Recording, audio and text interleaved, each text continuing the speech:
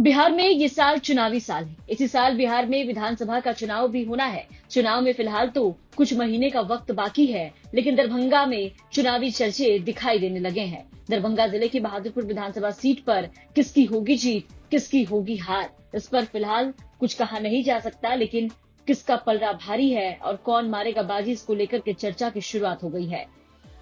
इस सीट से एक तरफ जहां जनसुराज की चर्चा है, तो वहीं तेजस्वी यादव के रोजगार और माई बहन योजना का भी खूब जोर शोर से जिक्र हो रहा है। ये कितना वोटरों को प्रभावित करेगा, ये तो वक्त बताएगा, लेकिन फिलहाल ये सीट जेडीयू के कब्जे में है और यहाँ के विधायक मदन सहनी है, जो कि वर्तमान में बिहार सरकार में समाज कल्याण मंत्री भी है। अब बारी है साल 2025 की, जिसमें चर्चाओं का दौर शुरू हो गया है कि आखिर कौन इस सीट पर बाजी मारेगा, किसके खाते में ये सीट जाएगी, किसका पलड़ा यहाँ से भारी है। पिछले 3 साल के रिकॉर्ड की अगर बात करें तो इस सीट पर पिछले 3 टर्म को देखें तो साल 2010 में यहाँ से मदन सहनी जेडीयू के टिकट पर पहली बार विधायक बने थे। इसके बाद 5 साल बाद यानी 2015 में इस सीट पर अपना कब्जा जमाया लालू के हनुमान भोला यादव ने, जो उन्होंने यहां से जीत हासिल की। 2015 में आपको बता दें कि जेडीयू और आरजेडी एक साथ चुनाव लड़ रही थी, तब ये सीट आरजेडी के खाते में गई थी और यहां से बीजेपी के कैंडिडेट खड़े थे, जिनको हार का मुंह देखना पड़ा था। साल 2020 में एक बार फिर से नीतीश कुमार ने पलटी मारी और बीजेपी के साथ एनडीए गठबंधन में आ गए। 2020 में फिर से मदन सहनी की वापसी बहादुरपुर विधानसभा सीट पर हुई। मदन सहनी ने फिर से ये सीट आरजेडी से छीनकर जेडीयू के खाते में डाल दिया और विजय पताका लहराया था। इस बार फिर मदन सहनी को इस सीट से उम्मीदवार बनाने की बात सामने आ रही है। आरजेडी इस सीट से एक बार फिर भोला यादव को उतारने के मूड में दिखाई दे रही है। हालांकि दोनों उम्मीदवार को जब तक टिकट मिल नहीं जाता, कुछ कहा नहीं जा सकता। इस सीट पर भी एनडीए से महागठबंधन की सीधी लड़ाई है। फिलहाल जनसुराज यहाँ पर दूर दूर तक दिखाई नहीं दे रहा। फिलहाल इस सीट पर क्या समीकरण है, किसका पलड़ा भारी है, इसको लेकर के वरिष्ठ पत्रकारों का क्या कहना है, वो सुनिए। देखिए, बहादुरपुर के जो विधायक रहे हैं पहले से, अभी वो फिलहाल मंत्री हैं मदन सहनी जी, और इससे पहले वो दूसरे विधानसभा क्षेत्र से भी जिले से ही जीते हैं।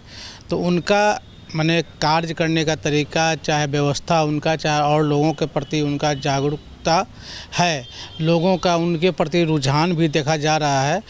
रही बात एनडीए सरकार की बात, तो लोगों के बातों से लगता है कि एनडीए की माने बहुमत है फिलहाल।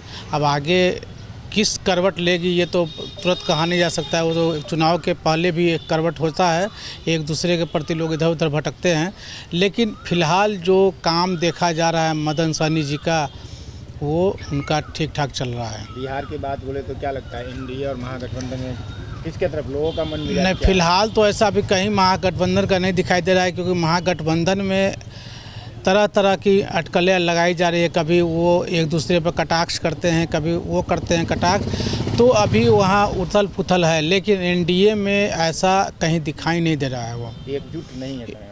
महागठबंधन में एकजुटता नहीं दिखाई दे रही है फिलहाल, लेकिन एनडीए में एकजुटता दिखाई दे रही है। तो फायदा मिलेगा बिहार चुनाव में?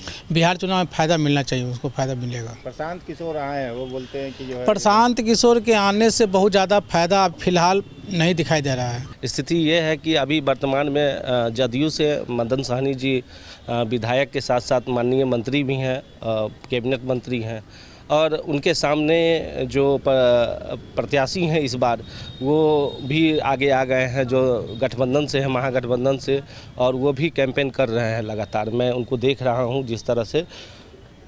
तो भोला यादव जी हैं, वो भी एक बार यहाँ विधायक रह चुके हैं। मदन सहनी जी का अपना कोर वोट यहाँ उतना दिखाई नहीं दे रहा है, यानी कि सहनी कुछ वोट है, उसके बाद तो ब्राह्मण भूमियार का वोट बहुल है और पासवान का वोट बहुल है। पिछले विधानसभा चुनाव में पासवान का वोट जो है सो एक अलग चुनाव लड़ा था चिराग पासवान जी की पार्टी, तो इस बार वो उनमें प्लस हो जाएगा। लेकिन मदन सहनी जी कभी गौरा बराम से चुनाव लड़ते हैं, फिर बहादुरपुर से लड़ते हैं। इस बार वो कहाँ से लड़ेंगे ये तो तय नहीं है, लेकिन ये सीट, अब ये एक चीज़ और माना जा रहा है कि ये सीट बीजेपी को जाएगा कि जदयू को जाएगा, ये सबसे पहले तय हो जाए, उसके बाद वोटों का रुझान उस तरफ आएगा। दरभंगा जिले की बहादुरपुर विधानसभा सीट पर वर्तमान में जेडीयू का कब्जा है। एनडीए गठबंधन के लिए राहत की बात यह है कि फिलहाल ये सीट उनके पास है। वहीं दरभंगा लोकसभा सीट की अगर बात करें तो इस पर बीजेपी का कब्जा है और यहाँ के सांसद गोपाल जी ठाकुर हैं। दरभंगा लोकसभा चुनाव में भी दरभंगा बहादुरपुर विधानसभा सीट पर बीजेपी भारी मतों से महागठबंधन को पीछे कर चुकी थी और काफी मतों से लीड किया था। इस सीट पर अगर जाति की बात करें तो यहाँ मुस्लिम, यादव, पासवान बड़े निर्णायक वोट बैंक की तरह दिखाई देते हैं। वही सहनी, मंडल, राजपूत के अलावा अन्य जाति का यहाँ पर अच्छा खासा प्रभाव है। ऐसे में देखना होगा कि इस बार ये जाति, यहाँ के लोग कौन से उम्मीदवार को सपोर्ट करते हैं। दरभंगा से प्रहलाद कुमार की रिपोर्ट, बिहार।